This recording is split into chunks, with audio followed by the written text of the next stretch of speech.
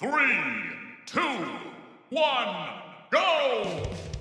Hi-Fi Rush is a game developed by people who do the tango, and published by the man himself, Todd Howard, after the failure of Fallout 76. We won't forget Thomas. Set in the year, I have no idea. We play as the brand spanking new video game protagonist named Chai T on his completely legitimate quest to become a rock star like it's the summer of '83, and do so by getting a robotic arm via Kelthal Sunstrider at Vandalay Technologies, and enter a fast-paced, combat-induced game where literally every goddamn thing is following the rhythm of in-game music, accompanied by people such as Peppermint, a literal macaroon, a robot named Cinnamon that has a strange fashion sense, and this chick named Korsica who lives the famous I don't know the truth cliche. We tackle many enemies that begin to question my mental state, explore areas that make my jaw hit the floor both in beauty and dread, and experience an absolutely gripping story about mind controlling the world for corporate reasons so you can make money. This game was a surprise drop from the most recent Xbox and Bethesda developer Direct, and when I saw it for the first time I was intrigued by its art style that looked suspiciously like Jet Set Radio and Devil May Cry had a baby. You can maybe throw in some Borderlands or a Hat in Time in there too. Claptrap will be proud, I promise. I knew I needed to play this game right away, and when it came to Game Pass the same day, it made my decision even more worth it. So sit back and relax, I tell you about Hi-Fi Rush, a rhythm-based action game that continues to prove that rhythm games can still be incredible even today. It's a game that has made me hungry for more and wanting to play it a second time through because I love it that much. Which is saying something because I don't really like action games. But rhythm games, however, is something that I'm not good at all. I can barely even play Friday Night Funkin' right, and now you're expecting me to play this? You must know that I'm insane in the membrane, right? Well, I hope that you actually do know that. So let's just get on with the Friday Night Funkin' that most likely isn't going to actually happen on a Friday.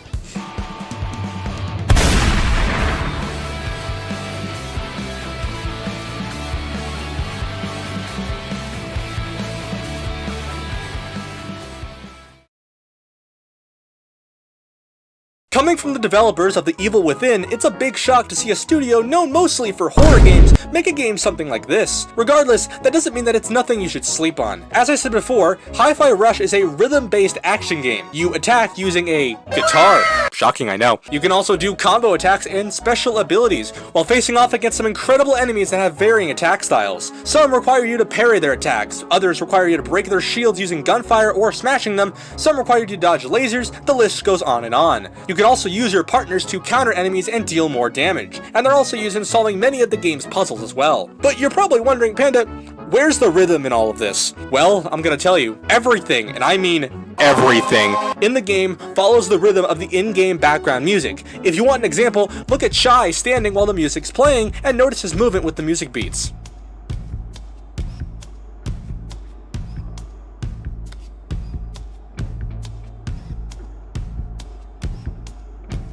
Another example is the background objects moving to the beat.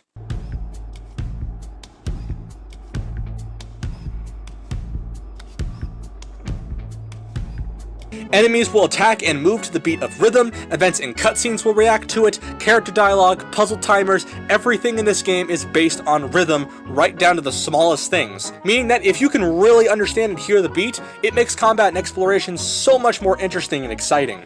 It's such a massive part of this game that I really want to applaud Tango Gameworks for going above and beyond to develop this game with this mindset in mind. No other game, to my knowledge at least, has tried to do something like this before, and to see a somewhat well-known studio throwing their hat into the space and coming out with an incredibly cool game is an insane feat, and it really does deserve some praise. Before we get into the actual gameplay, however, consider subscribing. It's completely free, and you can always unsubscribe at any time. This game does have its options, like low latency input, streamer mode, and many other options to help those who may not be good with rhythm-based games. It's honestly a huge bonus, and I'm glad that developers actually put these options in their games. We'll be starting the game on the normal difficulty. I sure hope that this isn't going to change later due to some unforeseen consequences. Anyways, we begin the game to find our protagonist having a literal daydream on the spot as he jams out to a poster on a wall. You know, if you wanted to prove to me that he was insane, then this is it. The entire plot point that kickstarts this game is Chai wanting to be a rock star, so he decides to get a robot arm. That's both the best and stupidest plot opener ever, and I love it. Oh shoot, it's a not-so-looking guy. I sure hope he doesn't become the villain so I don't have to tell him how ugly he is. So had Kale not thrown Chai's iPod here, the events of this game probably would not have happened. You know, I'm starting to realize that these characters really want to have their lives get screwed over without realizing it, you know? We now make haste to get some better clothes so that I don't look like I'm a zombie from Mercy Hospital. I gotta keep my fat drip in check, alright? Don't question why I look like a hipster either. Somehow, this weapon is also magnetic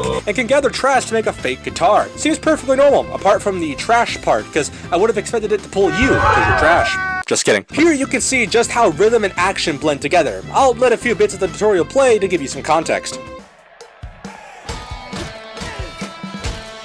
Now try a combo and beat to the music. This will be what perfect timing feels like. Go! 1, 2, 3, go! 1, 2, 3, go! Look at you. Perfect timing on that one. Oh yeah!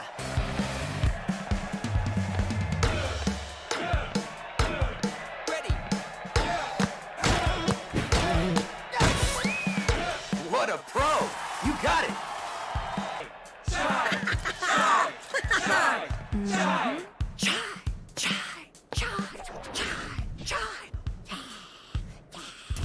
Casual teenager daydreaming is casual. I don't like the way Chai walks. It looks like he's some kind of hunchback zombie. And he doesn't walk like this in the cutscenes either, so I need an explanation. Gears are the game's currency to buy new abilities and upgrades. There's honestly quite a lot of these, which leads me to my next point, that this game does exploration extremely well. Every nook and cranny is going to reward you with something, whether that be gears, broken armament chips, health tanks, etc. So take it from me, explore as much as you can. It's 110% worth it. A little later, we meet a talking cat. What?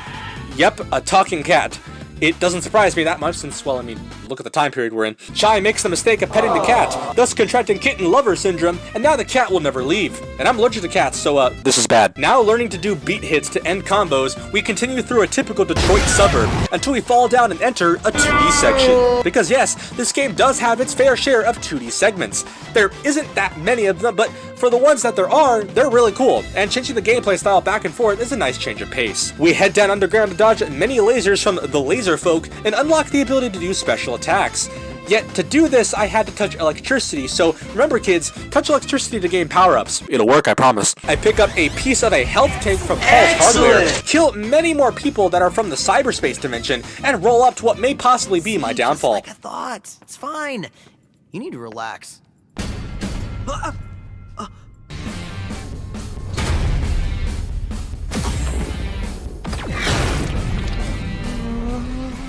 I like defense.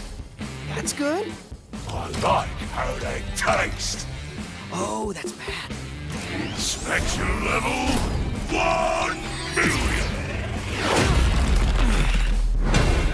Well, That's a huge bitch. welcome to the first boss fight of the game, complete with the slamming of fist, my tax papers, and most importantly, lots of crying. This fight is rather simple, however, I'm shocked that the first boss of the game has this much going on, not to mention that it's a 3-phase encounter. This makes the phase counter of a mythic raid boss want to look like a fucking actual level 1 mob. But don't worry, as nearly every boss in the game has 3 phases, so I hope you like intermissions. There's a lot of those. He's gonna try to fist you. A lot. The pain of which you'll experience being similar to your eyes watching a Maxor video. Not to mention, he also throws explosives to try to clap your bum cheeks. Oh, by the way, serious mode. He electrocutes himself and just says, deal with it, bro. You thought getting fisted once was bad enough. Well, guess what? It's gonna get much worse. Altogether, however, this fight is an absolute blast, with so much stuff going on that the fight never ends up being boring nor dull. Something that I love to see in fights like this. It also puts all of your skills to the test immediately. Something that most games either try to do or simply don't bother with because they know it's gonna suck. It still doesn't mean that I'll remember what happens in this fight, and that's foreshadowing for my future self. 9 hours later from this point in the game. We end his life and go flying down below, where the boss then explodes in a blaze of glory.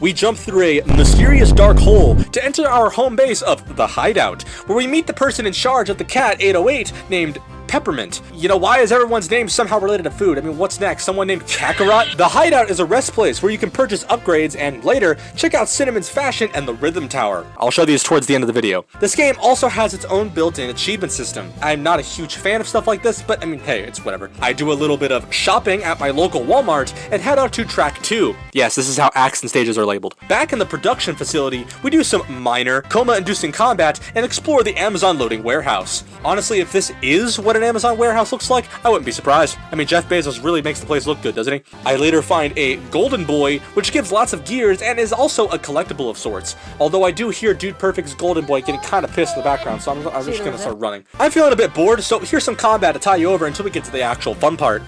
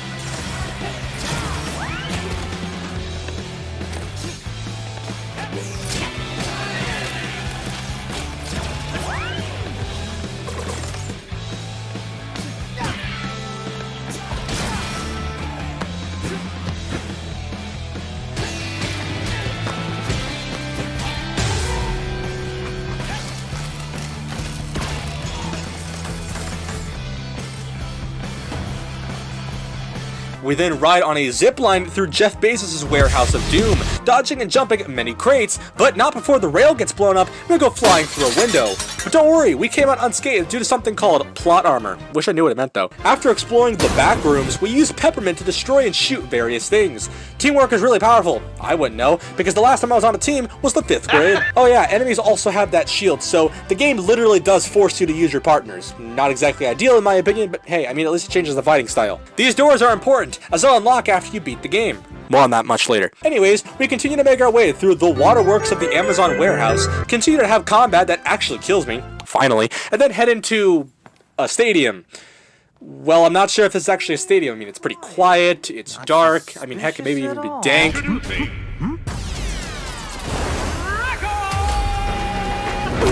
Ah, crap, it's female Dwayne. Run!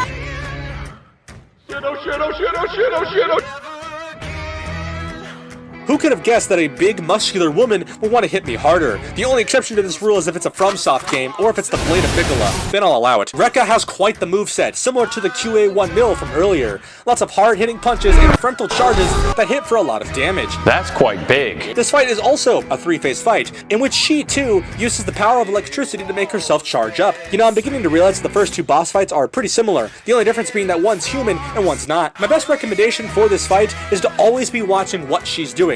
Rekka is pretty quick to change her approach depending on how you're approaching her, making this fight feel pretty dynamic. I also just realized that her belt also says boss on it and I want it, so let's end her existence so that I can become an actual boss.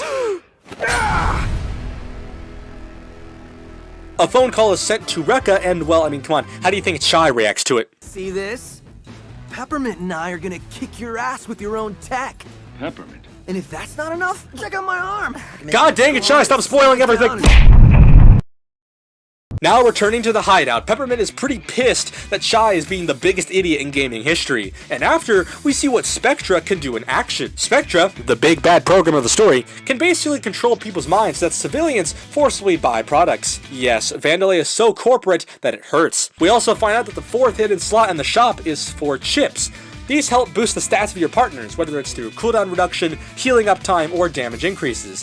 However, you do need to buy expansion slots to equip more of them, and the same thing goes for special attacks as well. I buy some new attacks and whatnot, and head out to track 3, which coincidentally takes place in my dad's business. Yes, it has R&D in it, but don't worry about it. Welcome to Grumble Volcano. I hope you brought your golden shrooms because I want out. This is literally a fiery hell, and it's the same thing I think of when I see the logo that says R&D. This is personally my least favorite level in the game, but bear in mind that when I say this, I do love all of the levels. They're all good, but this one's probably at the bottom of the good list. I think it's because I don't like lava, which is shocking because lava typically is the solution to all of life's problems, including getting smashed. Anyways, we slowly but surely shoot and jump our way through Grumble Volcano to power on a generator by hitting the beat just right. We then see a gorgeous view, which I won't lie, is dope, and then lose the view thanks to the cops. There's also this dirt bike kind of enemy. He throws down a spear that puts shields on everyone near it, so make sure you kill this guy. And fast. I'm also starting to notice that all of the enemies are either red or blue, meaning that I'm one step closer to making a red versus blue fighting montage. We're now some kind of test subject to test some stuff out for the guy that we have to kill. You know, why should we be testing stuff anyway? Because he's just gonna use that stuff to kill us probably.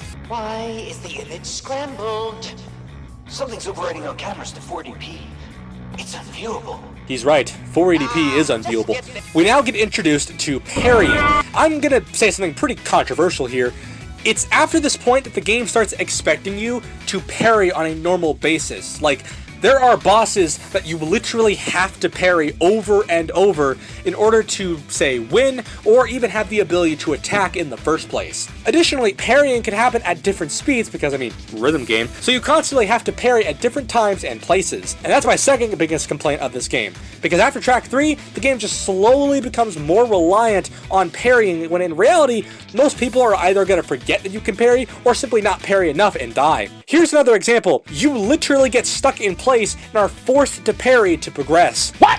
I'm sorry, but this is the one part of the game that sucks the most. We then get introduced to a mob that can be damaged until he becomes unhinged, and when he does become unhinged, you then have to parry him and time a rhythm beat hit to kill him, and if you fail, you gotta do it all over again. Again, I hate parrying in video games. Anyways, we eventually meet Zanzo moments later. Reflexes, but how about your endurance? Let's give it a go, go, go! Anyone else think Zanzo is just a JoJo character in disguise? Just saying. We go through a endurance exercise, only to then meet a turret guy that we can't kill. So Chai then decides to try and reason with it, and, well, it doesn't really go that well. I'm gonna reason with it. Well, we had a good run. Look, man, I think we have more in common than we do apart. Falcon Punch!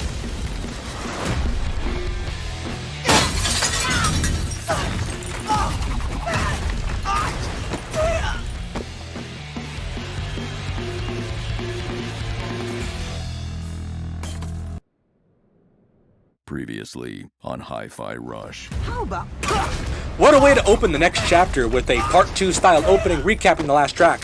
Cool. Meet Macaron and his robot friend named Cinnamon. Again, why is everybody's name based off of food somehow? I mean, it's funny, but all it's doing is making me hungry. We also learn that Macaron isn't a fighter. He's kind of like me, a pacifist who doesn't want to hurt others, but when they don't get what they want, they become unhinged. Also, Cinnamon's name is... Stone designed me as a consciousness review allocation personnel. Hence, Cinnamon. And that doesn't spell cinnamon, so why is he named Cinnamon then? This has to be a joke. Macaron also gives us the option to upgrade our chips to higher levels. Sick. Anyways, now with Macaron on our team, we can smash shields off of robots and break through walls, and we immediately use this to our advantage by breaking a wall about 2 minutes into the next level. It doesn't fit in the schedule, so we're gonna have to crunch this one out. Zanzo has set the line for an ad about crunch bars. Now we get to see Macaron in action with enemies, and yes, he's pretty useful. Anyways, we now enter VR. Literally, where we fight more of the same enemies. We also know now that Zanzo is burning through his budget, and we decide to use this to our advantage by bragging that we want more, and he'll blow his budget so that we can kill him with nothing stopping us. It's actually a really solid plan, but I still find it rather funny that a character dies from spending all of their financial budget. Sounds like the same way that I think Elon Musk is gonna go out.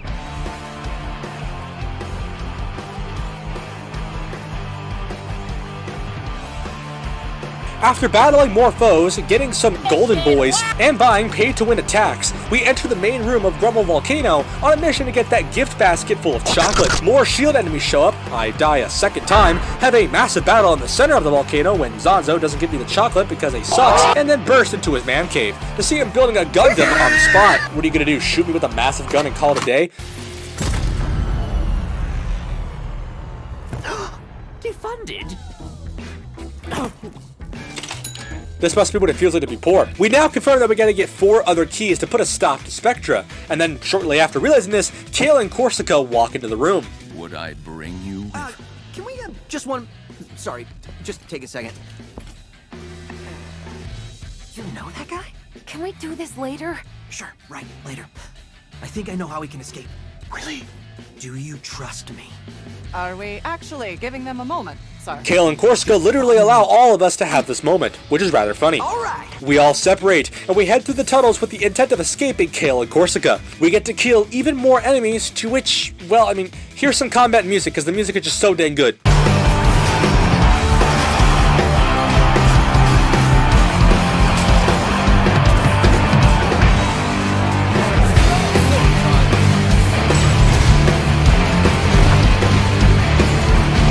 I also ran from a laser wall while being punted by laser-wielding losers.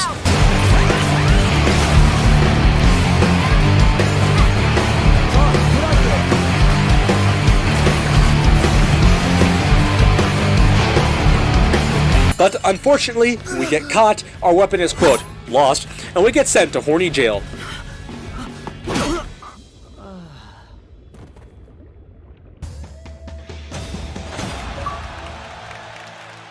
I didn't even do anything horny, so why am I questioning, like, why? You're probably wondering, how are we back at the hideout? And two, why is everybody being so nice all of a sudden? The excellent answer is, it's because he's dreaming. Oi! Good one, Chai. Korsica takes a page out of Chai's book and most likely goes to find information on Spectra after Chai says she never had full access. Moments later, 808 busts in with our guitar. We're back in the action. This level has a hell of a lot of platforming, mixed with 2D and 3D sections, so if you like jumping from place to place and praying that you're going to survive, then this is the level for you. Nice. In order to get to Korsica, we gotta fix the security system to restart the elevator to get to her wing. We have another one of those parry-only enemies again, and they apparently speak Japanese for literally no reason whatsoever. This must have been a fun nod to Japanese culture, I guess, and it's pretty unique. And let's just say that at some point later, the game got a little too hard and I turned it down to easy. I know, that's probably cheating, but hey, at least I played the whole game through, okay? Anyways, we finished getting all 3 parts of the security system, killed another Parry Syndrome enemy, and proceeded to then have an elevator fight. Except, unlike my High on Life video, where it wasn't really an elevator fight, this one is definitely an elevator fight.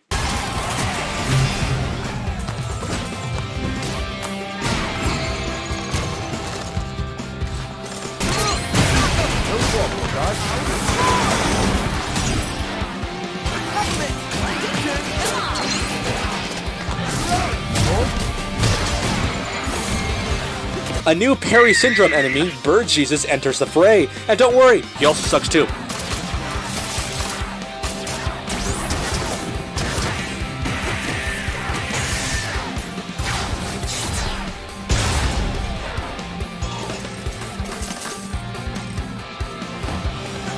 We enter track 6 to buy some attacks and other useful things, to have Korsica have mixed feelings about how we fixed her security system. I mean, at least it's a compliment, right? Then a rather funny scene happens that I'm going to let play. Whoa, whoa, whoa, whoa, whoa, whoa,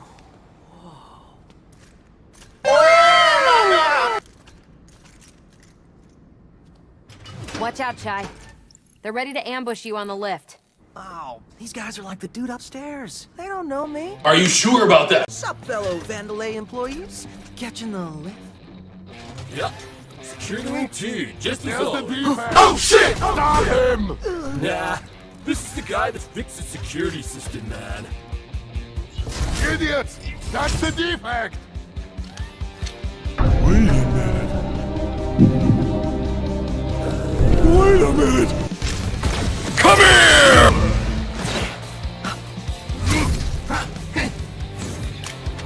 Get him! Thus now begins a rather long, grueling, and pretty intense section of the game, in which we're racing down a tunnel towards Security Wing 2, with enemies coming in on all sides. You'll have to dodge signs, allow Peppermint to shoot things far away that you can't attack, and even make Macaron fix the brakes on the train so that the tram doesn't stop. It's actually a really good way to have encounters whilst doing something in a unique area of the game that is only seen once. To then stop the train, without brakes, Peppermint shoots a sign, causing the train to go flying in the air and us holding on for dear life. You know, I'm starting to think that Peppermint might actually want to kill us, you know, just saying. Lift is running a bit late. I'm sure they'll be here. Deja vu! I just been in this place before, higher on the street and Funny. Into track 7, hopefully the actual boss this time, since Korsica for some reason takes 3 tracks to get to her, we immediately get caught in a trap, and face some hard enemies immediately. Way to make me feel bad for changing to easy, game. Yes, just spawn hard enemies immediately upon starting the next level. No one will notice. Now we're back in the main area of, I don't know, Johnny Test's living room, where the mission report is to go up. And there is no catch about this plan whatsoever. This sounds extremely sus. We make our way through the hallways as our team now brainstorms about the catch 32 of this plan. A way for Chai to persuade Korsica into giving us her password because she does not have Vandalay tech like all of the other bosses. Why is it that the first female boss of the game has to be the one boss that's both too unique and too complicated at the same time? We battle more enemies and traverse through more 2 and 3D segments, find more golden boys, and later meet a new Parry Syndrome enemy known as Nightmare Fuel, featuring fast-paced attacks and rhythm parries. Remember how much I said I hated parrying? Okay, same thing as left. All right, I'm putting a stop to this.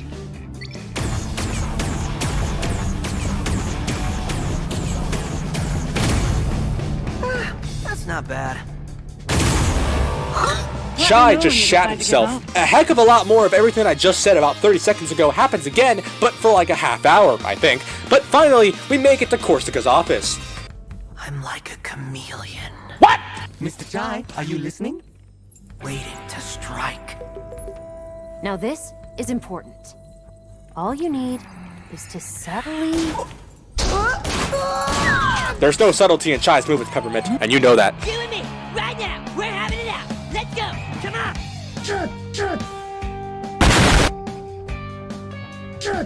Nope.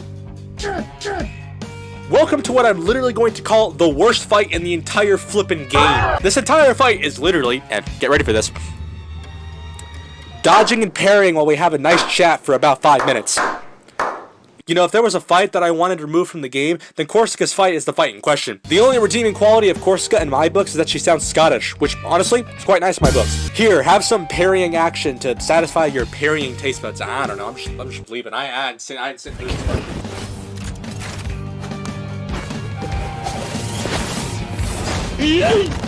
What the? Caught you off guard. Okay, scratch parrying everything.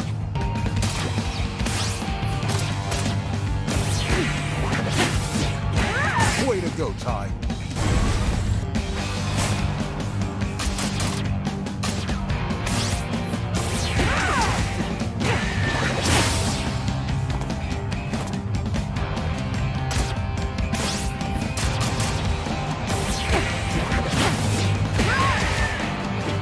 Stay down.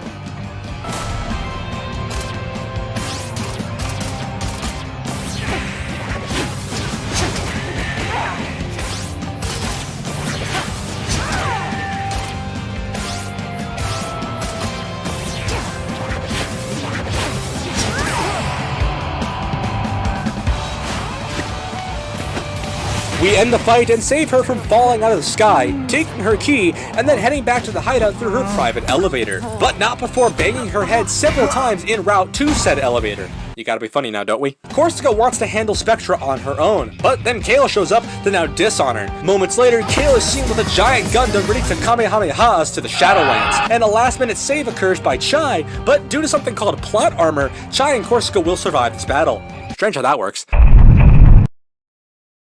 We have a moment to reflect in the hideout and tell Korsica the beans on what we know, and she joins our team. She also apologizes for not listening from before. At least she apologizes, you know, most characters in these situations never do, so it's a nice heart-to-heart moment. The plan is pretty simple. We now head for Mimosa, who's planning her performance at a concert party. So we're gonna go through a museum to get to her and have a DDR battle on stage. I don't know if a DDR battle is actually gonna happen, but if it does, that'd be dope. This area is actually really cool, and this is honestly one of my favorite levels in the game. You'd be pretty impressed to know that, considering that this level takes place mostly in a museum, and you would associate a museum with boredom and wanting to shoot somebody, but I enjoy it.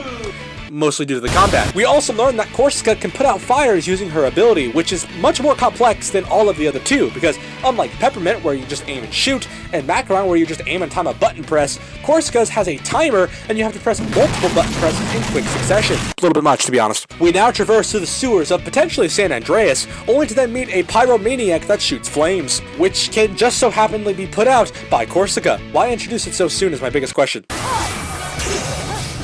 Another Perry Syndrome guy, screw off. We arrive in the museum to see many robot displays and a very excited Cinnamon. Some mild combat ensues, and later, Mimosa voices over the history of Vandalay technologies, to which Peppermint seems to get pretty salty about the whole ordeal. Korsica can also overheat generators to stop things from moving to traverse the sewers. It's actually a really nice feature, and I wish this was expanded more because there isn't really much of it after this level. We leave the sewers once more to be back in the museum roughly near the rafters, where more battling will occur. Peppermint then has another salty moment. We kill more baddies, and then all meet together in a room to chat. It's during this chat that we learn that the founder of Vandalay Technologies, Roxanne, is actually Peppermint's mother, and that Kale is her brother. It's a pretty big plot drop, but I will say the delivery of it is actually on point. The lead up is actually really strong, and the actions that follow with Chai's words, and everybody else's words for that matter, are actually really good. So props to the devs for making the story have a great plot point here. We finish the track, and now we make haste for Mimosa's dressing room to stop her. So what that actually means is that we're going to potentially get an upskirt shot of Mimosa. You know that's what's coming. I am not putting my performance at risk. I am going on now. This, the children's choir. Put them in the DJ tent. I don't care. Mimosa doesn't like kids. That's messed up. To stay hidden here, we decide to dress as a member of Baby Shark and get thrown into a 2D section. You know, if you wanted me to play as Baby Shark, you were better off just shooting me on sight. With this, it's time to get onto the stage and have a killer time. Her dress is protecting her. What is this? Bring me that gas! Welcome to one of the first and only aerial-esque fights of the game, which of course just so happens to have parrying in it, because of course it does. But then again, you only have to parry a few times and you have a break in between, so this is what a fight with parrying is, done right. This fight is actually pretty good, with a good mix of ways to dodge and a good things of mix to dodge. Phase 2 and 3 are also great with the lights out and minions coming out to play, making this a pretty standout fight from the rest of the fights in the game. I'm gonna give this one a guitar out of 10 for not killing me upon setting my eyes on it. Now, if you'll excuse me, let's finish this fight with a sing-off, Friday Night Funkin' style.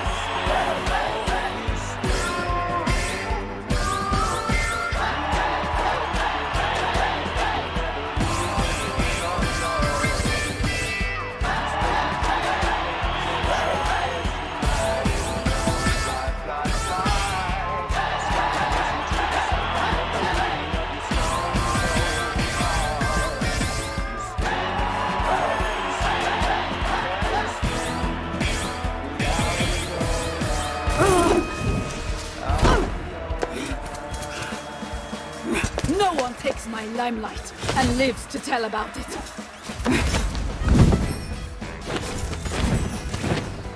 Oh shit, wait, that's something to the fight? Yeah, actually there's a third phase. Who could have guessed? It's also really cool and makes use of all of the player's tools. I gotta admit, I didn't know idols acted like this on stage. Really makes me want to kill one now. So let's actually end this once and for all with some classical parries.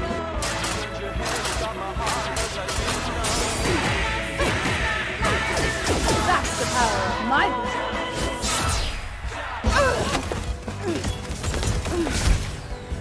No, we never lose. Some things you just can't spin.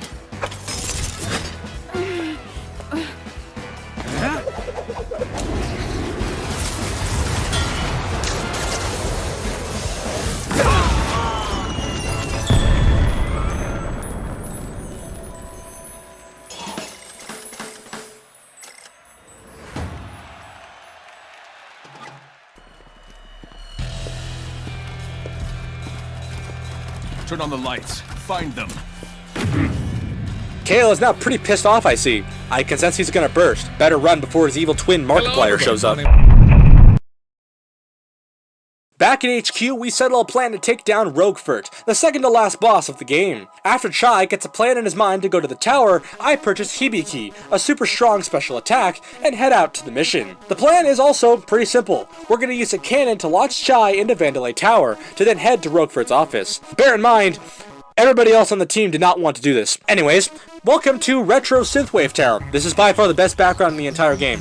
Don't complain, alright? Anyways, we allow Cinnamon to get the cannon ready and fight some mildly tough enemies in the process. Also, Firebird Jesus shows up as well to deliver some justice.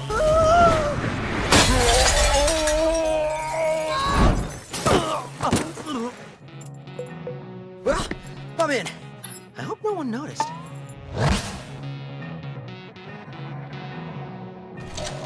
Nah, buddy. Literally the entire cafeteria notices you.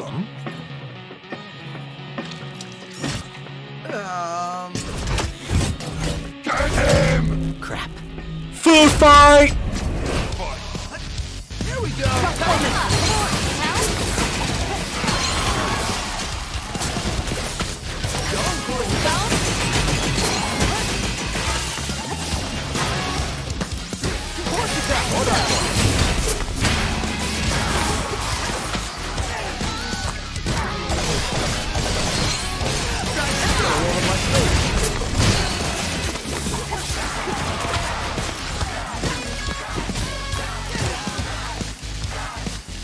Anyways, our friend that boosted us up to face the Way S2 Robot Maid Edition. Better slip him a 20 so that I can get a free meal after this. It'll be real bad if I walk into a room and he does the famous "Would you like dinner, a bath, or perhaps me" line from the erotic animes.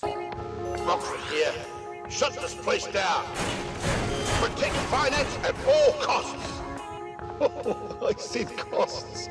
I'm in agreement with Peppermint. Anyways, so begins our long journey to Roquefort's office by heading through the back rooms again, facing off against another tiger, and climbing the centerpiece of the tower, complete with a statue of Kale in the center. There was a lot of battling and exploring to get gears and whatnot, and I would show it, but from here to the boss it took about 10 minutes, so yeah, I'm not showing it. Anyways, we finally arrive at Roquefort's office after breaking my limbs, defeating Perry Syndrome and other enemies. Shy says that he's a pushover, but I'm gonna be honest, I don't think he's a pushover. This is a waste of time, and you know what time is? Money. And I am not gonna waste any more of that. I'm gonna waste you. Well, tell me how it feels to underestimate someone.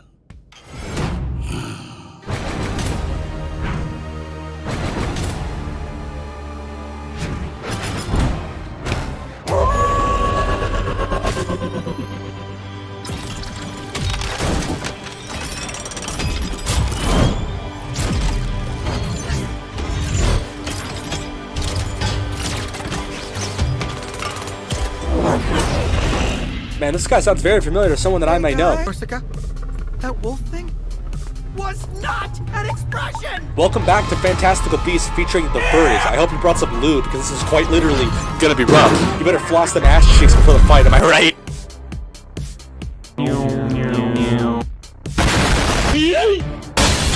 This battle is my personal favorite of the entire game. Roquefort's moveset is rather simple. He mostly charges, slashes, and pounces on you, much like Senko-san might if she actually cared. I'm not entirely sure why he hops out of his suit and runs around like a little towards the end of his health bar though. That's a little bit of a question, but hey, we're not gonna focus that. Perhaps he realized that I have the powers of anime women on my side. He's a tough guy though, and I love his evil yet charming character. His second phase though is actually really dope. You end up going into his private vault and get to play around in people's life savings. I hope you don't have your will or your medical documents in here, because if they are, they're probably gone by now. His mechanics are pretty much the same here, but he really likes to claw at you instead. You even get to parry some drones while having some lasers shoot at you. I'm not entirely sure why the lasers are needed, but hey, I guess they're here. So let's finish him like he was born to be finished.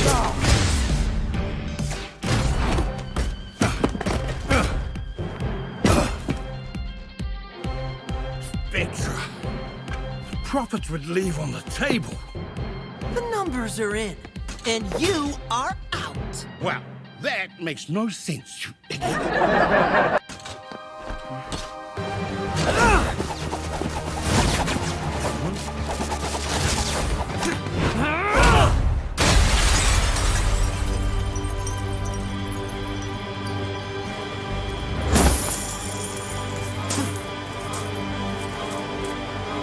I put my stock in the future, but not yours, kid.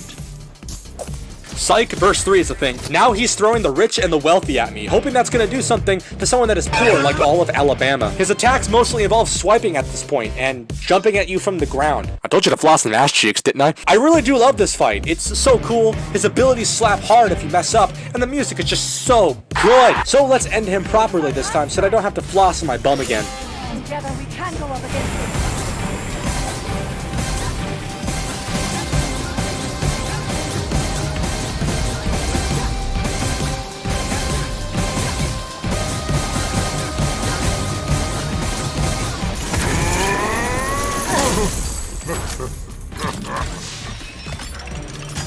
The funny thing is, you think you can win. But as long as you keep making me mad, I'm not going anywhere. Time to cash my check by taking you out!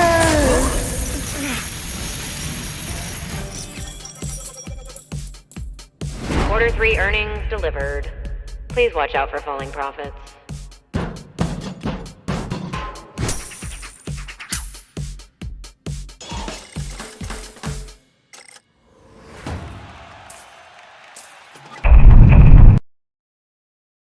It's time to face off against the final boss of the game, Kale Sunstrider. No, actually, it's just Kale. We have a nice chat with everybody before heading through the door to the elevator to face off against the final man himself. But before that, you should subscribe. It really helps me out a ton. Anyways, Roxanne is here, except she's also not here because she's being mind-controlled using Spectra. Kale spills the beans, saying that Spectra was built to mind-control people to sell more product to bring them in more money. And as Chai said here, This is so corporate. we go into a pretty deep cutscene of Chai thinking it's all over, and then he tries something that actually works, harmonizing perfectly with the frequency of the harmonizing barrier. It really goes to show that music beats are powerful, huh? We then break out, get our guitar back, and the music kicks into gear. It's time to finish this. So here's a montage of the race to the final boss and to the final section of the game. Also, enjoy this incredible music, 'cause it's just so good.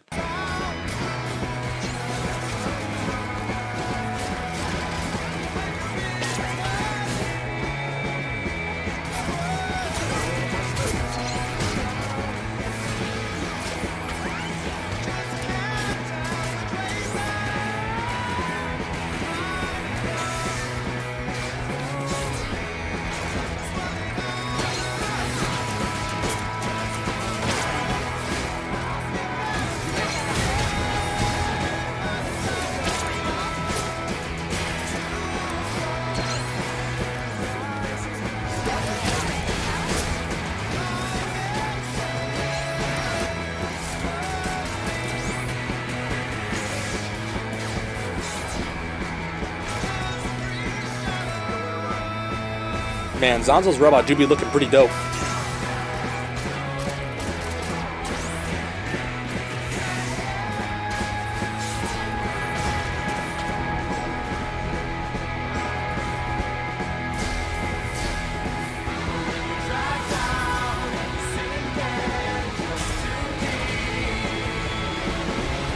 Cinnamon is down on the ground and we get to play as him. Let's go!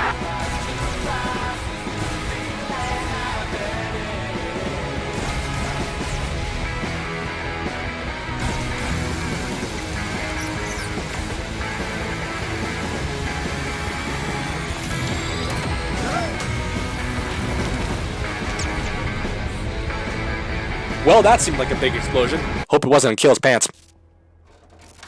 Cinnamon!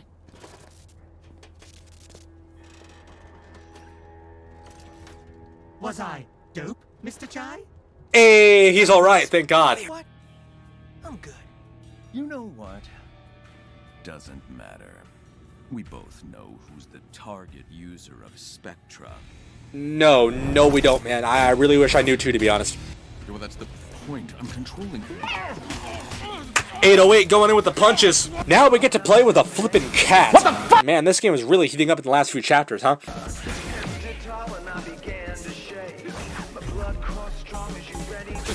Stupid machine.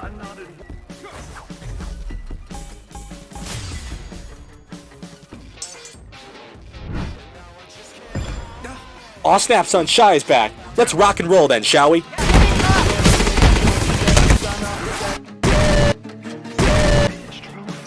the fuck is that? See about that. Oh, yes, we will. Kale is a fight that puts everything front and center. I'm going to ask you to floss again, this time in your entire upper body. Maybe wear a vest while you're at it so you don't get stabbed. He's mean, aggressive, and above all else, pretty fucking ugly. All of your partners will be used in this fight, as you will have barriers for Peppermint to break, shields for Macaron to shatter, and even some fire that can be blown out by Korsica. He's really strong, which explains why I died on this fight several times. The music is also just absolutely incredible. And bear in mind, this is the music you get when streamer mode is enabled, so you're not going to get DMCA'd from this, especially for the React channels. This fight is like a greatest hits of all of the best and memorable boss abilities in the game, and I love it. I will say, however, take your time with this fight, primarily in his second and third phases, because he hits like a truck and cries like a Giga Chad. This is a great ending fight to a game that has proven that rhythm-based combat can work when done right. The story, character development, improvement of skill, and much more that have led up to this moment is truly incredible. Now let's finish this loser off and finish this game once and for all.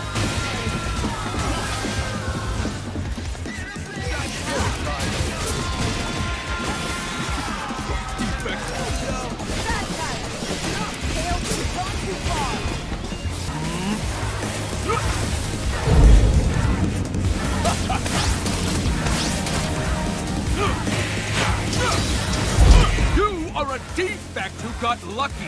I put in the hard work. You think I'm winging this? Not anymore.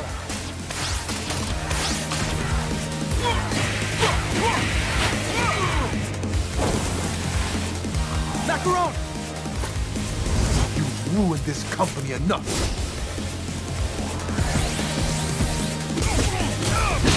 Come on, Korsica! Can't believe I looked up to you! Peppermint! This isn't just about Bandolin.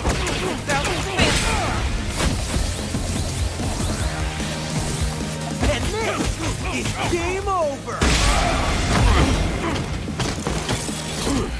Enough's enough. Give us the password. Never.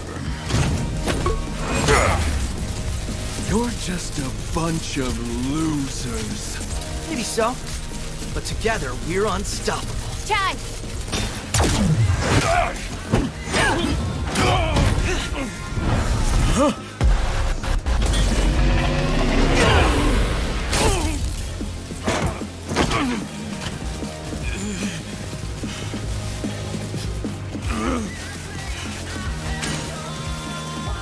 This is just too much work.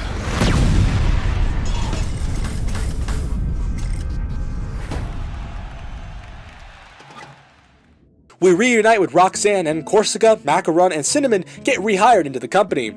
Peppermint and her mom make up in a pretty heartfelt moment, and Chai is also offered leadership of the entire company. Yeah, it's a pretty big jump from residential hipster rock star. And in the end, everybody lived happily ever after. Before we wrap up this video, we gotta talk about a few more things. After completing the game and sitting through about 20 minutes of credits, we get to do some new activities. First, Cinnamon now has a fashion store open for all of your partners and Shy, and there's some pretty interesting options to choose from in his store, and I will continue to question why a robot has a fashion sense. Korsica has also opened the Rhythm Tower, which is basically a side game mode that allows you to scale floor by floor, killing waves of enemies to get gears and other items, all while being on a time limit. Buying items also decreases your time, but can help you if you're in a tough spot, making these decisions even more impactful. It's a really cool feature to have in a game as something to do and to get geared, and I really like it. Hey, remember when I said back when I was fighting QA1 Mill in the beginning of the video that I probably wouldn't remember this at all? Well, take a guess as to where I died when I was doing Rhythm Tower for the first time.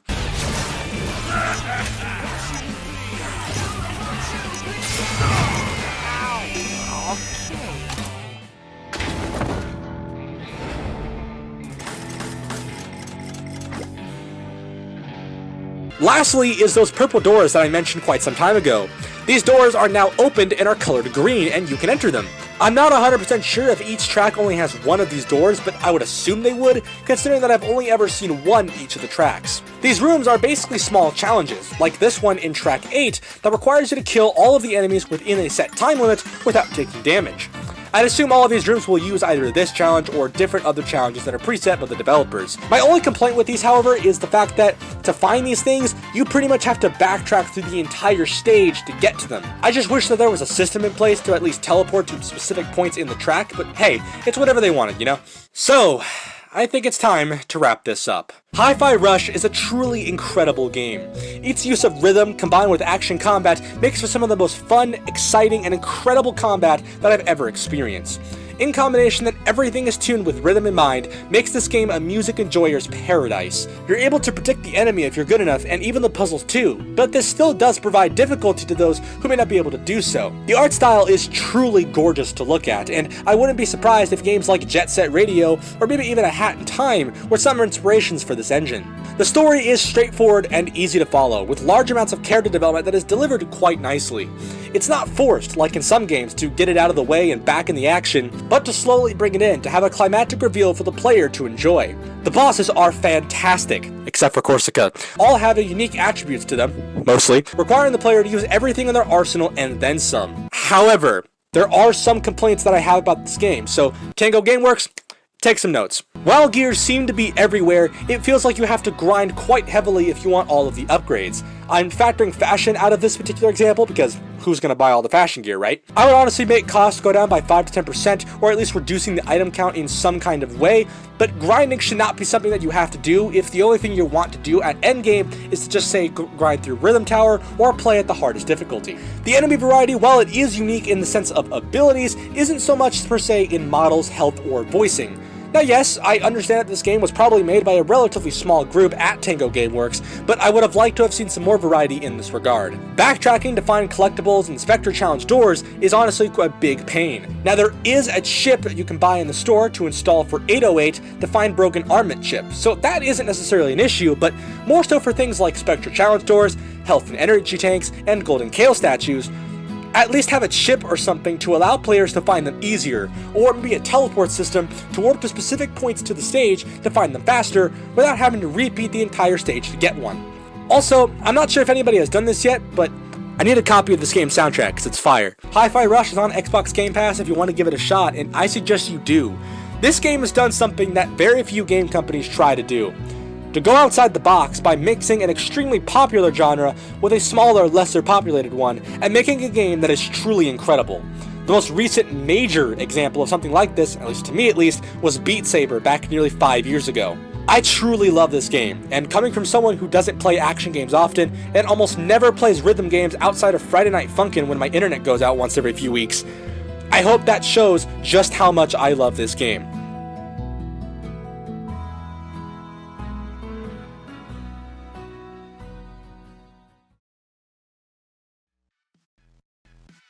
But with that, sadly, it's time to end.